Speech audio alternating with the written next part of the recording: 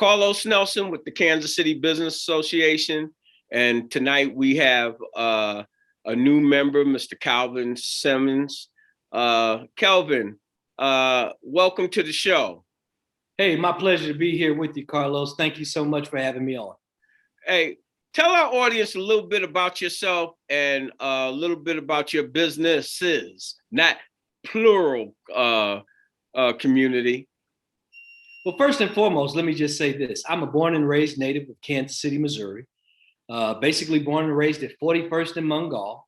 I spent the first 50 years or so of my life in the 64130 zip code. Everybody knows what that is.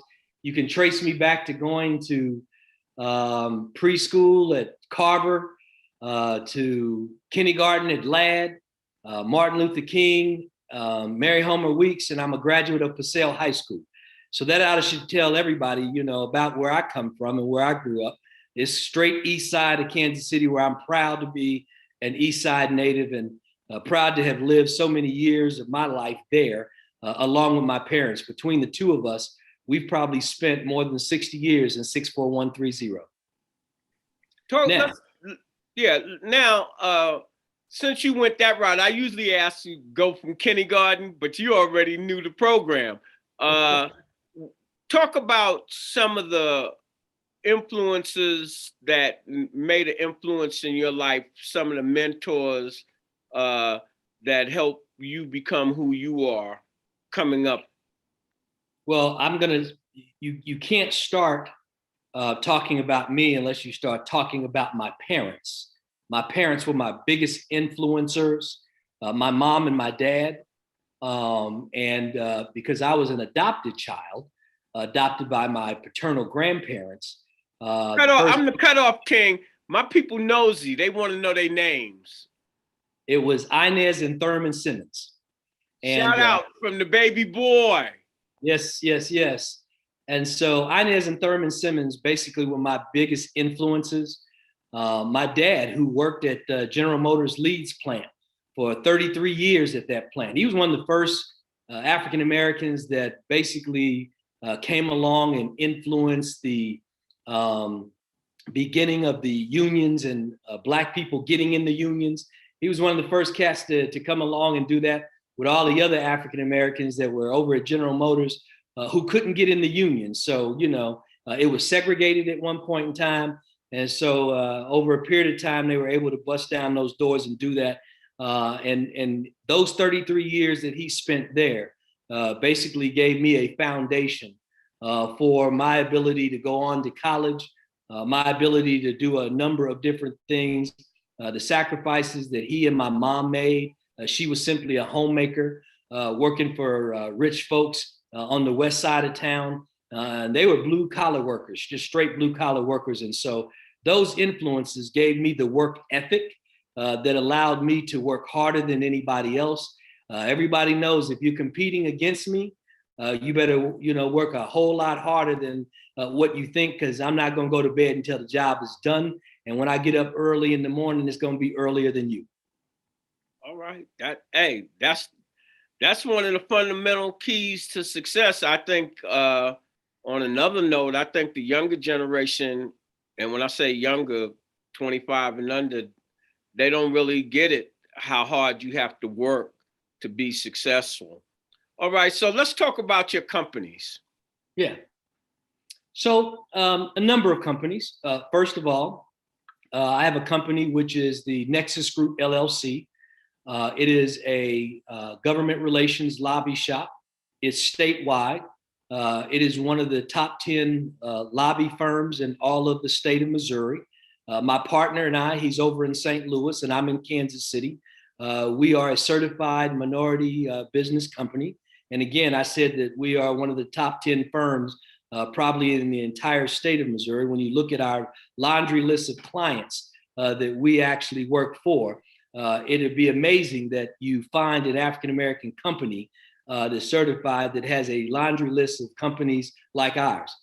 From Fortune 50 companies in the United States of America to billionaires. I won't be able to say their names, but we represent a variety of people, organizations, corporations, and companies that are the largest in all of the United States, and particularly in the state of Missouri.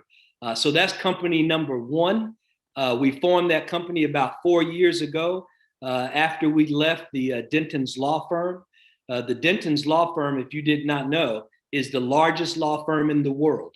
And when I say the largest law firm in the world, it has more than 10,000 attorneys. It is in more than 50 countries. More than 70 languages are spoken with the Denton's law firm. And so we left that public policy group in the law firm where I was a principal in that firm. And we formed our own lobby and governmental relations firm about 4 years ago. And so it has taken off and it's been very well. We do very well down in Jefferson City. Most people will see me down there between Tuesdays and Thursdays, or they'll see me at the city of Kansas City or some city in America where there's an intersection of business and government. We're probably there. Let's go to your next company. Next company, Avenir Group LLC. That's a real estate development firm that does development work. It's doing development work in Kansas City. Some of the biggest projects that I'm involved in right now in Kansas City is on 18th and 19th and Vine, our historic district. Right now, we've got an 80-unit apartment complex with retail on the bottom. It's the first of its kind in Kansas City. Construction is on the way and underway. It's at 1900 Vine Street. It's on the eastern side of that street. Some of you would know at one point in time, if you're from Kansas City, that's where the old Blankenship beauty supply company used to be. We're right there constructing those 80 units and retail on the bottom with the parking garage that'll go along with it. That's the first kind you'll see, likely on the east side in Kansas City, 9th Street on the north, 63rd Street on the south, Cleveland to the east, Paseo to the west. There's probably not another, apartment unit quite like that one. $25 million structure, it's what it's going to be. And that's going to be phase one of 3 phases of projects that my firm will be partnering with in a joint venture relationship with other individuals. Just curiosity, off the top of your head, how many parking spaces will you have? Probably a little more than 60. Some that will be right behind it, some on the side with a covered, and then we'll have some at the very, some spots on the street so that our retail customers will be able to access right there off the street. But it'll be the first time you'll see covered parking in an apartment complex on the east side. There's not another one like that.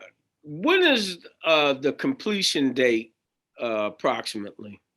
So usually it takes about 16 months for these to be completed. We just started moving dirt within the last 3 weeks. And so when you look at we're March of 2022 right now, I would expect somewhere around June or July of 2023 for us to be ready to start moving people in, God willing. How many jobs do you feel that this project will create? So there's the permanent jobs, and then there are the construction jobs. On the construction side, when we're fully, engaged and fully moving, you'll have somewhere between 40 to 50 jobs that'll be taking place at that time. Once it's constructed, you'll have what we would say is about 3 jobs per 2,000 square feet on the retail side. So you're going to be about 22, 23 jobs, and that's on the retail side. You'll have some of those jobs that will be permanent job with respect to the housing. Have somebody that will be the maintenance person, somebody will be the lease up person, and then somebody else will handle some of the day-to-day things. But you'll probably get anywhere between 25 and 30, which will be permanent jobs. And then again, I've already talked about 40 to 50 on the construction side jobs. What type of rent will be associated with that? So the first thing I would tell you is this is a market rate product that we are putting in there. And what we call it is market rate attainable, affordable. And so what that means, quite frankly, is it's affordable to the community, it's attainable by folks, but it's market rate. It's not low income. We didn't use a low income tax credit to make it that way. Sorry if you're going to get a bark in the background. That's all right. But the other part of that, what I want to say, quite frankly, is that you'll have one bedrooms on our affordable 60% AMI that's going to go for $795 per that one bedroom unit. That's then you'll not have bad. no, it's not bad. It's great. Actually, Yeah, as a matter of right. fact. Yeah. And then we'll have the one bedroom that's not what you would call the affordable one, and it will be a similar square footage, a little more, things that it'll have there, but that'll be about $895. I was thinking $1,200 or $1,000, really. Well, when I get to my two bedrooms, that's when you get there. But this is what I'm going to say. It's affordable and it's attainable in our community on the east side of Paseo. I don't say Troost no more. Troost got erased now. Mm-hmm. So on the east side of Paseo. But if you literally take 1900 Vine, where I'm at, and you go 1 mile to the west, which will be 1900 and Oak Street, you'll find a new development that's there. That one bedroom that you'll find over there is $1,400. 1 mile to the west. Yeah, but hold it. That's why I was saying, I was thinking more like 1,200 or what have you, because I'm looking to move and what have you. And I'm saying it's through the roof. And my next question is, how do you feel that's going to affect that area?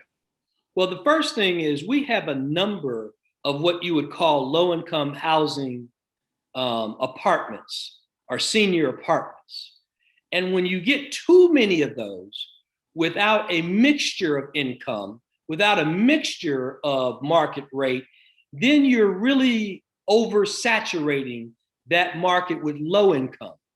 We want 18th and Vine, as it moves towards a different dimension in this particular century, to have a mixture of income where people of all walks, of all lives can be a part of it, not just low income. Right, all income, social, and all of that. That makes for a healthy neighborhood in general. Absolutely, you onto something, and that's what we were thinking. Is that we want a healthier neighborhood. We want to have what you call neighborhood retail to go along with that, but you have to add the density around 18th and Vine, because we don't have the density and you don't have that disposable income, which allows you to bring a better product of retail into the mix of 18th and Vine. And so when you look at the last 25 years or so and you don't find any retail there, well, largely it's because you don't have that disposable income of a residential mix that's not just low income. So when you've got a retailer that looks at this, they don't say, well, you know what, it'd be nice, but I think maybe a Dollar General is what you want. Oh, you know what? Out of it. Hey, I'm the cutoff king.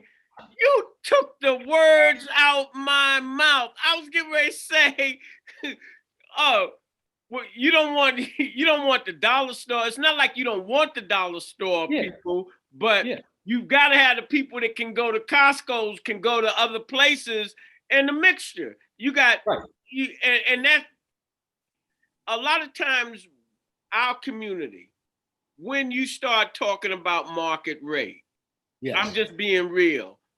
They don't really understand. All they can see is you're Black and you're developing in our community, and why aren't you giving affordable housing? Yeah. And what we say is we're giving affordable, attainable, market rate housing. My definition of market rate versus the definition of market rate on the west side of town, it differs tremendously. But I understand that market rate with my people and what they're willing to pay, or what they can afford to pay. Yes, or what they can afford to pay. It just takes somebody creatively understanding that mix as a developer and then being able to create a capital stack that allows you to get this in the ground and pay for it. If you can do that because of your creativity and your innovation, then that's what developers do, particularly if you're doing it in our community for our people, which is exactly what my whole thing is about. Do you have another company? Yep. Launching what you would call the R&K concession services, which is really geared towards airport concessions. I am affiliated with a firm and a group that just won the KCI concessions contract. So for the next 15 years, they'll be out there on the food and beverage side. We'll have a joint venture relationship with that group. And so I'm looking forward to what I would call interacting with the 18th and Vine establishments that will be out at the airport, so that in 2023, when it opens for everybody in March of 23, it's also going to coincide with the NFL draft. That when people come here and they get off that airplane, and for the first time they're seeing that new airport, they'll be able to go to a few places and it'll be 18th and Vine related. And then they hopefully will want to say, now while we'll see it at the airport, let's go down to 18th and Vine and actually participate in the original. And that's what's going to be really cool in March of 2023. I was so happy that I like to thank one of my close friends, Eric Wesson, and Nicole was able to get a spot out there at the airport. I think that's going to be productive. As you said, let's come into town. Let's see what's going on. We see what's going on out here. Yeah. Is there any hope for more money coming down there that is going to change some of the other things that are going on Vine besides what you're doing? Can you talk about some of that? Yeah, I mean, I'm affiliated with a number of joint venture partnerships, where one right now that I can tell you at actually 18th and Vine. The city of Kansas City put out an RFP, that's a request for proposal, in June of 2020. A firm that I was working with and a joint venture relationship with actually responded to the RFP July of 2020. We were selected in October of 2020 to be the developers of the 18th and Vine area. We have basically been at this for quite some time. In the last 90 days, the city of Kansas City finally got around to doing a development agreement with us. And so now we can move forward. And in moving forward, we would do a development at 18th and Vine by preserving the buildings that are there now, which were what you would call historic preservation building. There's the old House of Hits. There's the Roberts building. For some of us that have been around for a while, I mean, my mom, who was I guess she was class of 1947 at the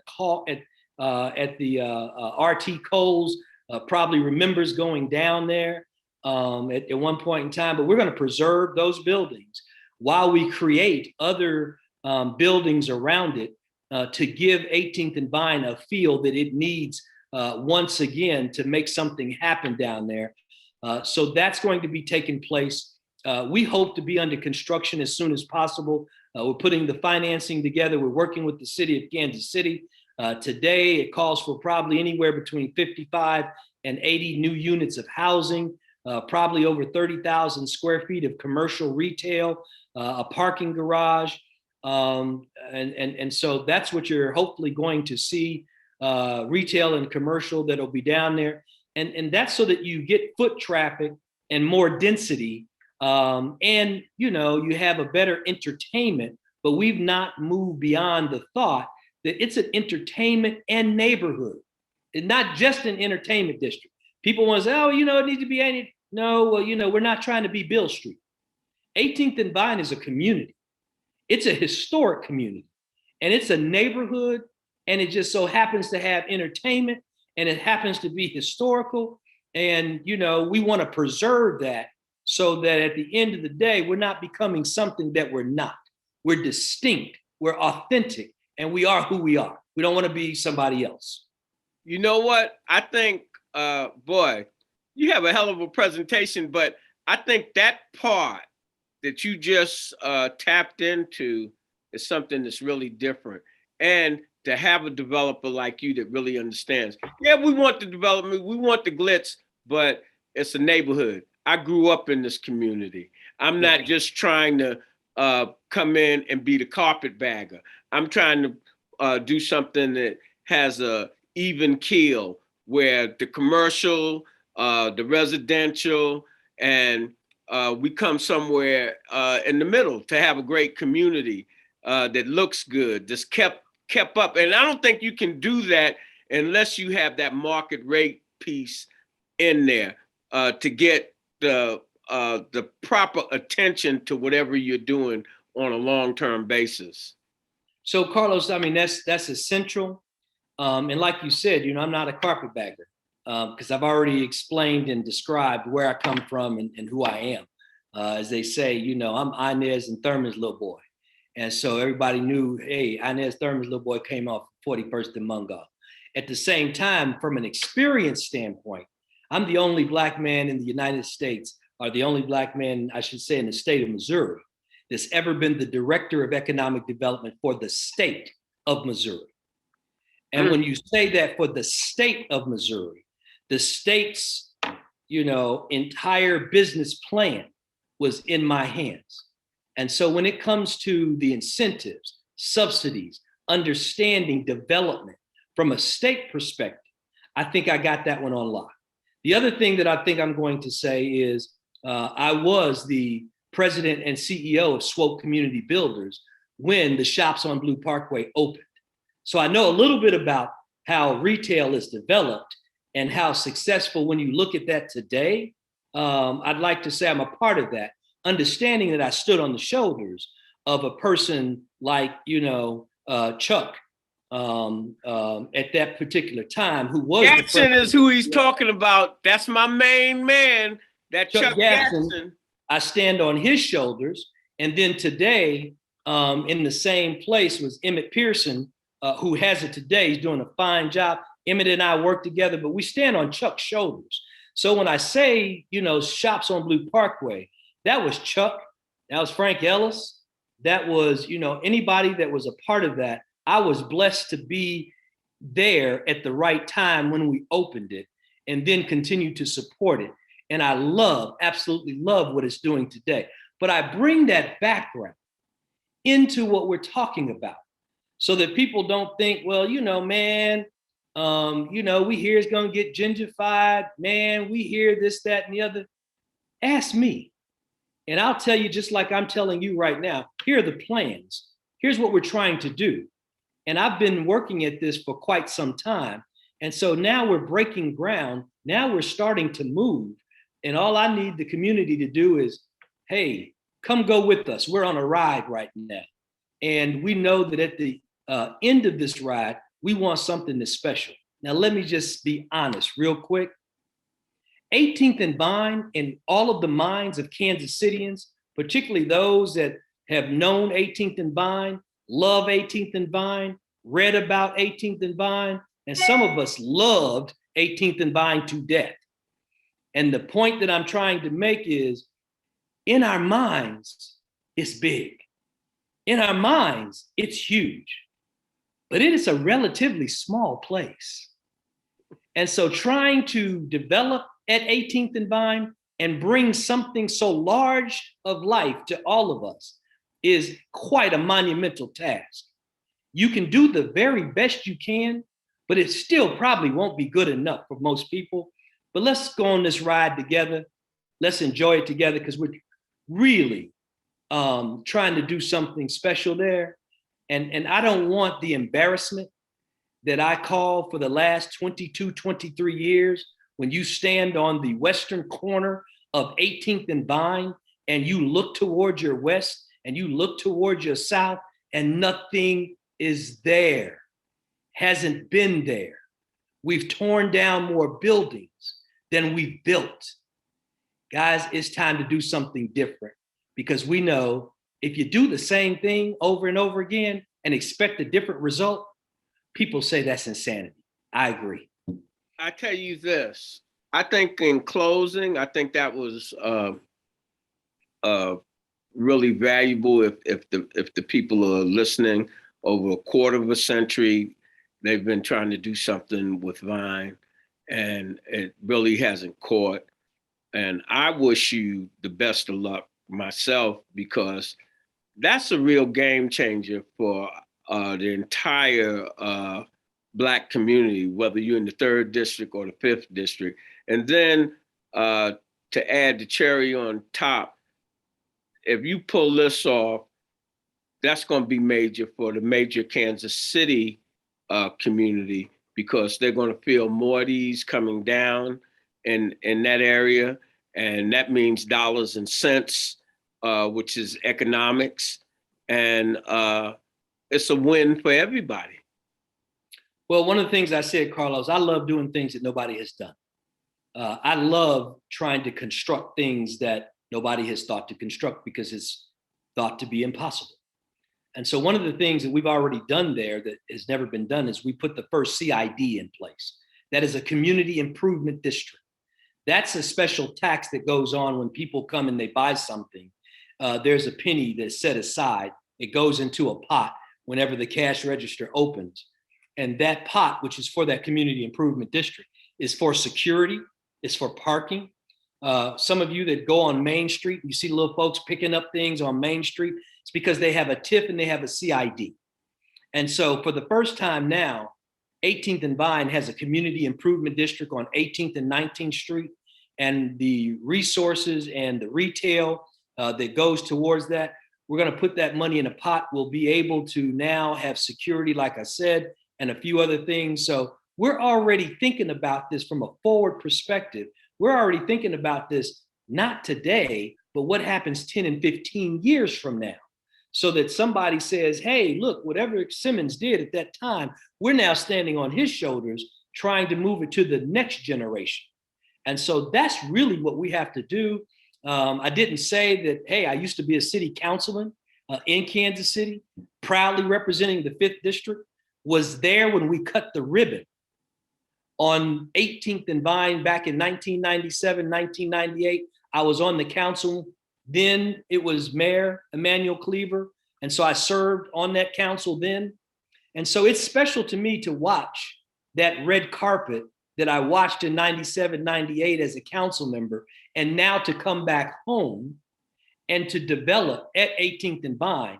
People kind of forget that every once in a while. They think of it only from a monetary standpoint. I'm back home contributing once again to something that's really special that I want to see in my community. So folks, before you say, hey man, it's about the money, before you say, hey, you're just doing X, Y, Z, I have come home.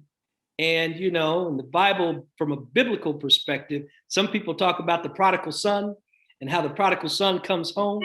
Well, this time I'm coming home and I'm trying to do something special, because this is what I believe in. I congratulate you on the success that you've had in all of the other endeavors, city council, working with the state, with Economic Development Corporation. But as we always say in closing, when you invest in your community, you're really just investing in yourself. Good night. The program is brought to you by the Kansas City Business Association.